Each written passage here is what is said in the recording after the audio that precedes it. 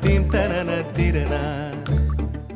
நடந்தால் ஆறு எழுந்தால் அருவி நின்றால் கடலல்லோ, சமைந்தால் குமரி மணந்தால் மனைவி பெற்றால் தாயல்லோ.